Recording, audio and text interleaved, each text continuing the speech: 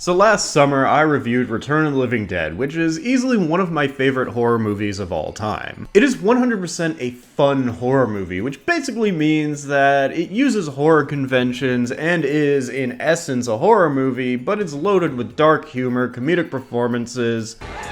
Son of a bitch, the motor's still running. Good, I'll drive. No, I'll drive. Hey, fuck you! And isn't so much obsessed with creating tension or scaring you as it is showing off special effects and ramping up the excitement. And I think all of that is really likely why it was such a big success. Sometimes you don't really want to watch a horror movie to be scared. You want to watch a horror movie to see some special effects, some zombies, some ghouls, some monsters, and for it to just be a good time. And that's not to say that the movie didn't have some disturbing moments, but it was certainly intended to be more of a roller coaster experience than a horror experience. Return of the Living Dead is often considered to be one of, if not the best zombie movies ever made, as it makes some creative changes to the conventions of zombies for the better, and it has a colorful cast of characters, as well as some themes that were very appropriate for the Reagan era, and as a result, many people look back on this movie fondly. One of the more common stories I've heard is a lot of the older generations, aka the kids who were born in the late 70s and grew up in the 80s or whatever, were actually allowed to watch this as kids because it was a comedy. It is a funny movie, but it is also loaded with violence and frontal nudity, but that's okay because that's what 80s horror is all about. I look at Return of the Living Dead as one of the perfect gateway horror movies because it's not too intense, it's not too scary, it's not really that violent, and besides the nudity, it's pretty suited for the preteen age viewers who are looking to get into horror. It's also the perfect horror movie to show to like a person who isn't really into horror, like a date or a cousin or whatever. And of course, in some cases that could be the same thing, but it's good for people who aren't really that into horror because it's not too scary. It is like 100% fun, but it has all the special effects and everything. Return of the Living Dead was a huge success, and producer Tom Fox had hoped to continue with that success. It was the 1980s, and if you had a moderately successful horror movie in the 1980s, you were an idiot for not trying to franchise it. Initially, Fox had envisioned a movie that actually would have tilted it towards horror more than the first one. However, when he hired Ken Wiederhorn to direct and write the project, he was convinced to play off more of the comedy aspect of it.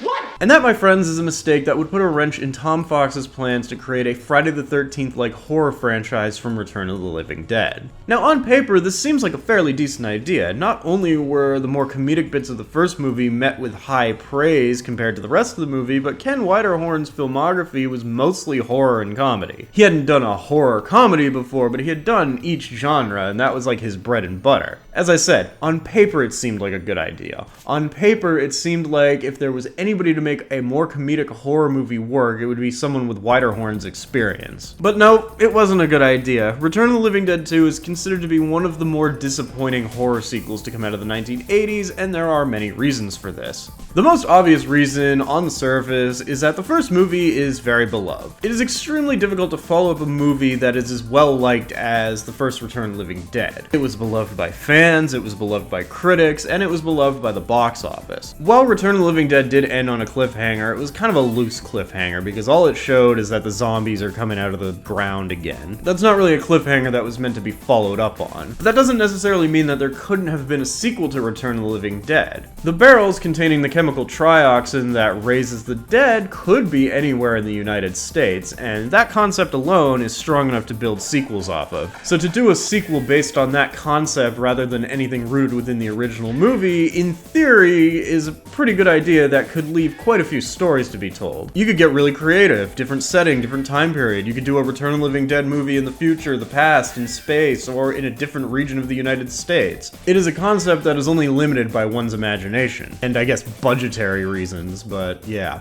Spoiler alert, they really didn't get that creative with the concept when they could have. So if you didn't catch on to the tone I'm using to kind of introduce this movie, you're gonna find out I really do not like this movie. I don't think anybody who likes the first one really likes this movie. There are probably the odd few, but it's generally a disliked sequel. And that's not just viewers, like the people who were in this movie don't like this movie, the person who wrote this movie didn't like this movie, the people who worked on this movie do not like this movie. Return of the Living Dead Part 2 is just misstep after misstep after misstep, and the first of these missteps is describable in 2 words: child protagonist. I really do not understand the rhetoric here. Like, the first movie was very clearly geared towards teenagers, but could be accessible to all age groups. Horror movies in general are for like the 14 to 25 demographic. If I had to take a wild guess, somebody saw that Lost Boys was a success, or that Monster Squad was starting to become popular on home video, like, with kids. It makes me think with someone like, hey, kids liked the first one, so let's miss the point entirely and make a movie with a kid protagonist so that the kids will be excited to see it. Missing the entire point that the reason kids probably like the first one, or like any horror movie, is because they know they shouldn't be watching it. The kid is played by Michael Kenworthy, who oddly enough has appeared on this channel before. He was in the Blob remake, which I feel I should note in casual conversation a few weeks ago with my friend Brad. He asked, was that kid in anything else? And I jokingly said, yeah, I think he was the kid from the Blob, not knowing that he was actually the kid from the Blob. I was kind of just making a joke about how 80s kid actors are basically cogs that are indistinguishable from one another,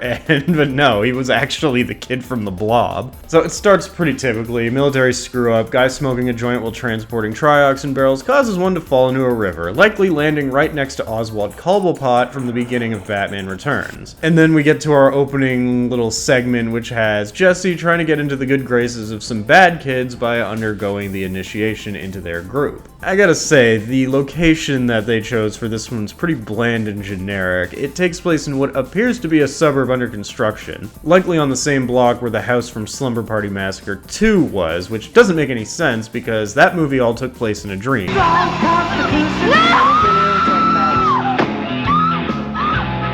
But moving forward, the location of this movie stinks. It's just a few houses and a graveyard. It's whoop-de-doo. I don't think this movie aimed to do anything of quality besides the zombies themselves, which we're gonna get to eventually. Jesse chickens out during the initiation and runs into a drainage where he finds the barrel, and then he is later locked into a crypt as punishment where he desecrates a corpse. For what it's worth, Michael Kenworthy is not a bad actor for a kid. He's okay in this, he was okay in The Blob. But I think the direction here is the problem, because his underreaction to the corpse really bothers me. I don't think a kid would be that calm if he saw like a dead body that he just like fell on top of. Oh shit! But that's okay, because there's so much more for me to complain about in this movie, such as the fact that they brought back Tom Matthews and James Karen from the first movie as different characters. This time, instead of Frank and Freddy, they're Ed and Joey, who along with Suzanne Snyder are a group of grave robbers. Well, Suzanne's kind of just there because her boyfriend's there, but they're grave robbers, so I guess this is apparently like an 1800s movie now. Now, the two do have their funny dialogue again, and that's clearly the reason they brought them back, was to get that dynamic back, but it's diluted, it's not very good. They don't seem really that into it, and there's really nothing that funny that they do or say here. I think the main reason why it is like this is because it's missing the core element of how this worked so well together in the first movie, and that core element is a good director. And of course, Clu Gulager. These two get well-deserved credit for their performance in the first movie, but a good part of why that worked so well was Clu Gulager directing traffic and being somewhat of a straight man while James Karen and Tom Matthews were freaking out. There was a delicate balance there that made it work. Clu Gulager obviously didn't return to Return of the Living Dead for this movie, although in the making of documentary, They Won't Stay Dead, apparently most of, if not all of the cast of the original movie was initially intended to return for this movie. I think it might have actually made the movie better if they got every single cast member to be in this movie, just as completely different characters in a completely different story. As far as I can tell, based on the material that is available to me, Don Calfa, Linnea Quigley, and Beverly Randolph were all told to be ready to shoot a sequel, with Don Calfa stating that he later came in for a meeting thinking that they were just going to get started, and it turned out that they wanted him to audition, and he didn't end up getting the part. Which is really fucking stupid because Don Calfa's great. I imagine somewhat early in development they had new parts available for every cast member from the first movie, but in the end, the only returning cast members were Tom Matthews, James Karen, Jonathan Terry reprising his role as Colonel Glover, Alan Troutman playing a new version of the Tar Man, as well as... the goof, the nonce, the pedophilic freak, Brian Peck. Yeah, Brian Peck is back in this movie, and he plays some of the zombies, and there's one I'm gonna talk about, but just remember, this franchise is tainted by the presence of a fucking convicted child molester. Just watching Tom Matthews in this, like, you can tell he's tired, he's probably a little bit hungry, he really doesn't want to be here. James Karen reluctantly tries to scrape up some of the charm that they had in the original, but he doesn't seem too invested in it either. Although he does hide it a little bit better, because he does have a few funny parts. This whole thing works until it doesn't, which trust me is not a very long time. Holy shit!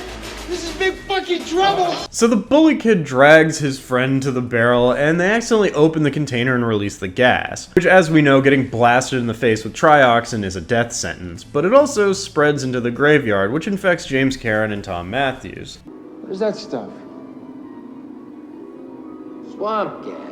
The Jesse character is supposed to be one of those, like, smart kids that you see in movies. Like, he goes to inspect the barrel to get the number from it, and he gears up so as not to be exposed to the chemical. It's whatever, it was too common of a trope back then for it to be anything besides eh. And then he sees what is supposed to be this movie's version of the Tar Man, but despite being played by Alan Troutman and having a similar voice and some movements, it's really not the Tar Man, it's just another barrel zombie. And he gets dealt with about as easily as the first Tar Man. One funny story I saw in the making of documentary is that they told Alan Troutman that his suit was purely foam rubber and that when he fell into the water he was either going to float or the suit was going to absorb all the water and make him sink to the bottom like a rock. I'm assuming that it was just like a shallow pond that he could just like fall into and then be retrieved in case of emergency, but this is just a few years after Vic Morrow was killed by a helicopter on a movie set, so maybe they didn't have safety precautions. I don't know.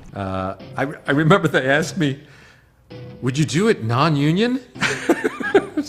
No. The bully kid is obviously infected. They really don't touch on what happened to the other kid, like, at all throughout this movie. He just disappears. And the dead have begun rising from the graves in a scene that is a little bit too comedic, but does show the extensive work that special effects did on creating these new zombies. None of the original zombie designs returned from the first one because the guy who designed all the original zombies said he would sue if he saw any of his designs used in this movie because he hated the script. I not only refused to work on the sequel, I said, you use any of my designs and I will sue your ass. But some of the special effects crew from the first movie did return and made different looking zombies that look pretty good. I'll give them credit. The zombies do look good in this. Apparently all the highlight zombies, the ones that you see like right up on the camera and who actually get to do the most stuff, were played by 4 or 5 different actors, while the background zombies were all extras. Like I said, them coming out of the graves is like, it's funny, but it's like too funny. They're delving too far into comedy and it's hurting the movie. Like there's a few examples. One zombie just does a full-on pratfall back into a grave, and then there's a zombie that gets his hand stepped on, and he does a whole Three Stooges thing. He like moves his hand, but then somebody steps on his head. The zombies in the first movie really weren't played that much for laughs. Like, they were actually kind of intimidating. They had some dark humor moments involving the zombies, but like, this is way too goofy. Not goofy in the way that Brian Peck is, like goofy, like funny, like silly, not a chomo.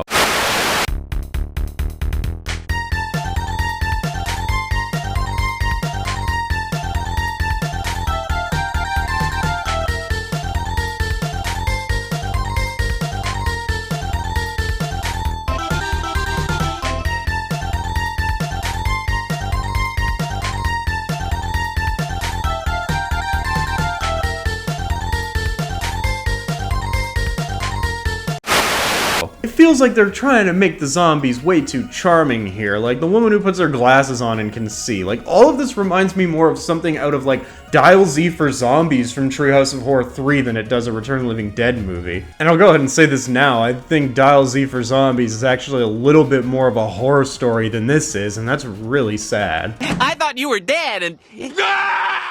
And then Tom Matthews and James Karen see the zombies and they do a whole like Abbott and Costello physical comedy routine, running around like cartoon characters, and it kind of just spits in the face of everything the first movie did, where they weren't reacting in a cartoony fashion. They reacted in a pretty realistic fashion, just kind of played up a little bit, but no, here they're like running in circle. It's embarrassing. I'm embarrassed for both of these actors. And yeah, Suzanne Snyder does an okay job because she's attractive and I'm biased, but she gets really annoying after a while. Oh, and I completely forgot to mention the other thing going on in this movie, because this movie has way too much going on, but Bobby Briggs from Twin Peaks is a cable guy, and Jesse has a sister who is babysitting Jesse throughout the whole movie. She doesn't have much of a character besides doing aerobics, and hot damn. It almost feels like when Ken Widerhorn was writing this script initially, he had kept in mind the possibility of all the cast members returning. But then all of a sudden it was realized that they were only getting a few cast members back, and that they needed a new script, so they made a new one, and it sucked. sucked. Like, I'm not invested in any of these characters. The first movie, really the only characters that were built upon were Frank, Freddy, Ernie, Bert, and then later on Spider and Tina, with most of the characters being very basic, but they were still fun to watch. You could still identify with all of them, and they were still enjoyable. Yeah, got them. Everything about the characters in Return of the Living Dead 2 is just so generic and unremarkable. It's almost as if they weren't even trying. It's so generic. Like, honestly, I hate to keep bringing up the first movie because then it just makes it seem like, oh, you only don't like this one because you like the first one. But the difference between the teenage characters in Return of the Living Dead 2 and Return of the Living Dead 1 are night and day. Day being the fact that Dan O'Bannon had actually been around younger people in the 80s and kind of understood the culture despite being older, and night being the fact that whatever Ken Widerhorn wrote in terms of the teenage characters just seems very Hollywood. These characters do not feel real. They feel like they're in a movie. And obviously characters made for a movie are gonna feel like they're in a movie, but you gotta have some identifiable traits, and these characters really do not have any identifiable traits whatsoever. The fact that I can name the entire cast from Return of the Living Dead 1, and I have to pull up Wikipedia to get the names of the characters from Return of the Living Dead 2 speaks on the quality of the characters. And then they cross the two paths together, a neighbor gets killed by a zombie, and the bully kid dies and eats his mother's brains. I will give this movie credit for a character that they introduce pretty much midway through the movie, and it just so happens to be the only really good character in the movie. And that's Doc, played by Phil Bruns. It's implied that he had some sort of relationship with Jesse, but the movie is really short, so we don't get to see any of that. But he is by far probably the best performance in the movie. Oh, it's you. Why aren't you out playing in the traffic? But there's two problems. It is the best performance in the movie, but it just so happens to be the best performance in Return of the Living Dead 2. And the second problem is, it is very clear that this part was probably originally written for Don Calfa. Like, Don Calfa would have been absolutely perfect for this, and I don't understand why they didn't just cast him. Bruns is good, but after picturing Calfa in the role, he's really not that good. I think Calfa would have murdered it. Although I do think it's pretty funny that he recognizes people in the zombie crowd. Like, that's a nice touch, and his performance adds to that. Oh my God! It's Harvey Kramer! Harvey, it's me! Remember me? Harvey, it wasn't my fault. The problem with this movie is that every aspect of the movie is different, but also the same from the first one. It's framed differently, but it has the same beats as the first movie. It has the same dynamic as the first movie, just slightly altered. And it plays the whole escalation of the problem more or less the same as the movie, just kinda sped up, because they were obviously trying to rush to get to the zombies. Even the scene where Doc tells everyone that Joey and Ed are dead is just a more comedic version of that same scene from the first movie with a few physical gags. In the first movie, this whole thing was played more for horror than it was for comedy. In this, it's just played straight up for comedy. And they just don't give up with the gags. It seems like they really just wanted to stretch out that first little comedy segment from the first movie over the course of an entire film. There's slapstick, there's just goofiness happening throughout this entire movie, and the joke gets old really fast.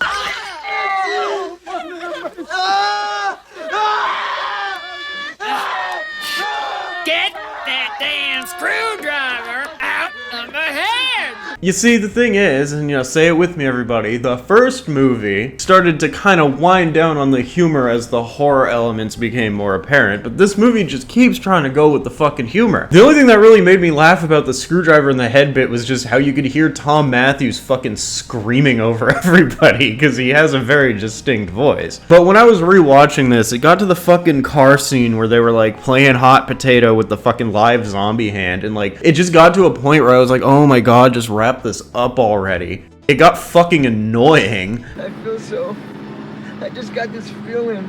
Yeah. Me too. No, it's like we've been here before. Shut the fuck up. There's like a brief moment where the military is involved this time. Like, you get to see the colonel again who's looking for the barrel, and apparently they evacuated the entire town off screen and left behind a few army guys for whatever reason. Fun fact, the character of Sarge is played by Skinner from the X-Files. The transformation in this is not nearly as horrifying as it was in the first. Like, you genuinely feel bad for Frank and Freddy, but here they do it really quick and again play it more for comedy. I'm gonna get you help. Professionals, the best. Will you shut up? Shut up! Joey and Suzanne Snyder try to run back the "let me eat your brains" bit from the first movie, but again, it just sucks and is played way too off-tone. They were trying to kind of make it romantic, but it's just awkward, and like, again, Tom Matthews is really not into this at all. Brenda, your brain smells so good, so rich and spicy. Spicy? Yeah. Joey, I am not the dead guys! We do get to see James Caan eat somebody in this, but then Joey and Ed are never seen in the movie again, not even at the end. I'm a fair critic, I will give credit where credit is due, and there is one neat aspect that they added. So if you watch the first movie, you know that the trioxin zombies are pretty much unkillable. They're completely animated to the point where even dismemberment and destruction of the brain doesn't kill them completely. The only way to get rid of them is to burn them down into nothing, but in burning them it causes the trioxin to get into the air, which causes rain, which brings more zombies, etc. It's part of the whole escalating conflict. In this movie, they add a new method of dispatching these zombies. When Billy Briggs sees the zombie is at a pet store, no doubt the same pet store that Pee Wee Herman saved from a fire, and he decides to run one down, which results in the zombie getting electrocuted and dying. So the conclusion has them lure all the zombies to a power plant. Jesse has a final showdown with the bully kid, and they electrocute every zombie. And this leads to the only part of the movie that a lot of people remember, and that is the Michael Jackson zombie, which is a visual gag that comes out of fucking nowhere and is really funny because of how stupid it is. The only problem with the Michael Jackson zombie and the idea of the Michael Jackson zombie is that it all came from, you guessed it, Brian Peck. Yeah, apparently that goof just came up with this right on the spot, and they almost didn't shoot it, but then at the last minute they decided to shoot it just for shits and giggles, not knowing if it would make it into the final picture, and then it did, and it became one of the more memorable aspects of this movie, which is completely soiled by the fact that it was created and performed by Brian Peck, a convicted child molester. I really don't like this movie, and like, I tried to see the good in it. But what it did that was original just wasn't very good, and what it retreaded from the first movie also wasn't very good. Tom Matthews is quoted as saying that the best part about being involved with Return of the Living Dead 2 was the catering. Watch your tongue, boy, if you like this job. Like this job? Like this job? Any interview or documentary or retrospective of this movie is a combination of, quote, this movie sucked, or, quote, this movie could have never lived up to the original. I find both of those statements to be very agreeable, but no matter what, you will hear nothing but praise of the zombie effects, and that's cool and all, but it also contributes to the problem that they really try to make this movie more about the zombies. In the first movie, yeah, the zombies were present, but the charm comes from watching the human characters try and deal with it, and then cope with it, and then figure out a plan to get out of it. Zombies are wallpaper compared to the human characters and the environment. Much like Night of the Living Dead, you're focused on what the survivors are doing and the zombies are merely an obstacle. Here, it's just constant zombie gags and it gets really tiresome after a while. And the movie's not as violent, that's fine. They didn't want to go for violence, that happens, you know, I'll go over this a little bit later, but they don't even really do a lot of exciting action sequences in this. Even like when they're driving and trying to lure the zombies is tame. There are maybe 3 or 4 redeeming qualities to this movie. The first one I've gone over, that's Phil Bruns' Doc. The second one is the score, which is awesome, but is not present on the DVD release, and it was replaced with a really cheesy Zombies Ate My Neighbors sounding soundtrack. Like, the song I used at the start of this video was originally what was used over the scene where the zombies rise from the dead. In the DVD release from the 2000s, they used this score, which was just awful.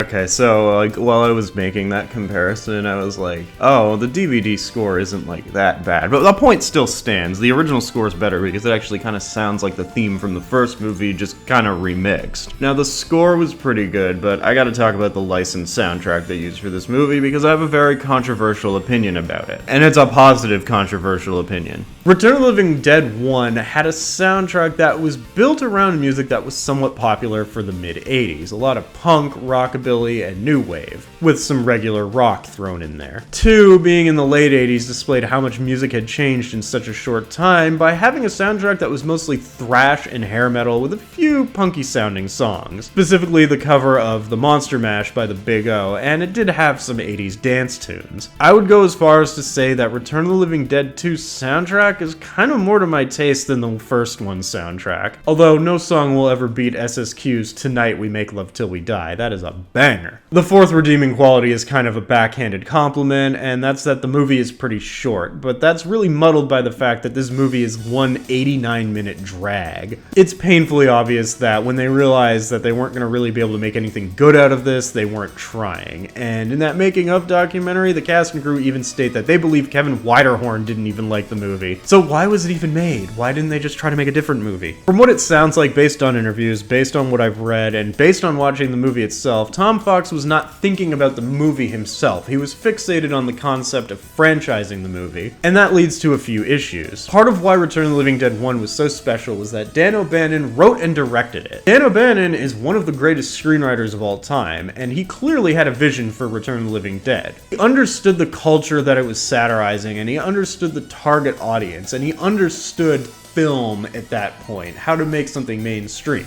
Keep in mind, this is the guy who co-wrote Alien and Total Recall and countless great movies. Return of the Living Dead 1 is truly a movie for the era. Like, sure, it's a mastercraft that is still enjoyed to this day by people who weren't there for it, but at its core, it was a movie geared towards the then and now. Looking at Return of the Living Dead 2, I can't even really tell who it's supposed to be geared towards. It's certainly not geared towards fans of the first movie, because Tom Fox is completely tone deaf, and fans of the first movie don't like this one. So I'm trying to deliberate here, who could this be geared towards? And when I first saw the movie, I figured that they dropped it down to a PG-13 to maybe try and appeal it to kids, as I mentioned earlier, because the first one was liked by kids. But the problem is, kids don't like shit that's made for kids. Not at the age where they're going to be watching a movie like Return of the Living Dead. It's like when I was like 10 to 12 and I was watching the RoboCop movies and I got to 3, I didn't want to see a plucky child protagonist, and I'm pretty sure people who were fans of this movie as kids didn't want to see that for Return of the Living Dead 2. Half the time it just turns out cringe and just kinda limits what you can do with a movie when you have a plucky child protagonist in it. However, I also later found out that this movie was not rated PG-13, that it was in fact rated R, and I don't find that really justified because this movie is really tame. The first movie is relatively tame compared to some of what was out at the time, but this movie has almost no violence, absolutely no nudity, and it's really not all that scary. There's some harsh language, but I don't see anything in this movie that would warrant it being rated R. It's definitely not scary. Like, maybe I could see like really little kids getting spooked by it, but by the time I was 12, I'd watched some pretty intense horror movies. There's a modicum of reasons why this movie wasn't successful, and it's probably because the movie wasn't very good, but the late 80s in general was not a good time to try and start a horror franchise. Because by that point, horror was starting to fall out of favor with the general audiences. It had become cliched, it had gotten stale. The two most profitable horror franchises of the era, Friday the 13th and Nightmare on Elm Street, were starting to get less box office. And when movies fall out of favor with the general audiences, they start to fall out of favor with things like the studios and the MPAA. I have the feeling that this movie, which again should have been a PG-13, was just stamped with an R rating by the MPAA without them actually reviewing it based on what they knew the content was. They see Return of the Living Dead and they're like, fuck it, R rating, it's a horror movie.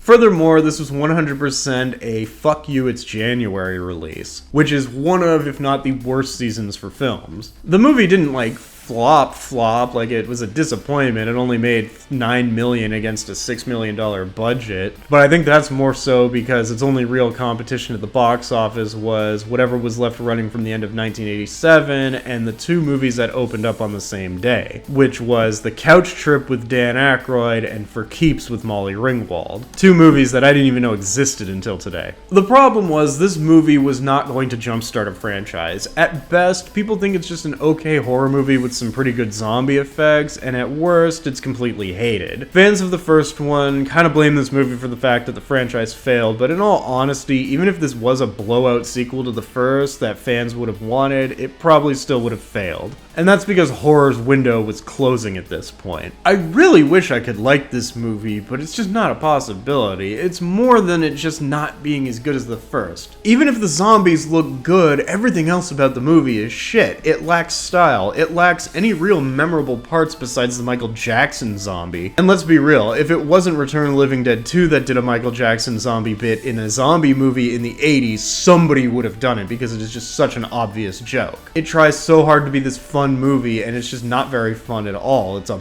boring, heartless slog. It needed to have the creativity like the first one, but it also had to not be exactly like the first one. I could probably come up with a better sequel than this. But on the plus side, the franchise wasn't quite dead yet. There was one more Return of the Living Dead movie that, while it wasn't perfect, managed to at least ensure that the series went out on a high note to some degree. But that's a video for another day. What are your thoughts on Return of the Living Dead Part 2? I really don't like this movie, and if you try to convince me otherwise, I'm probably just gonna ignore you. I didn't even really want to do this video, but I did the first one and I want to do the third one, so I may as well do the second one. Of course, you all know that I announced this review back in July, and it was intended to be released in July, but I had one of my burnout moments and just gave up on it. So I figured, I could just repurpose it as the first Halloween review of the season. And trust me, there are 3 more banger videos coming this October and early November, so if you're new to my channel, like and subscribe, and happy Halloween, bitches.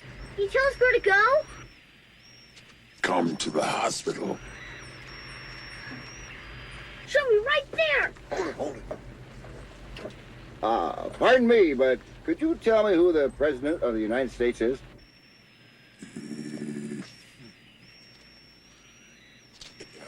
Harry Truman. Who's Harry Truman?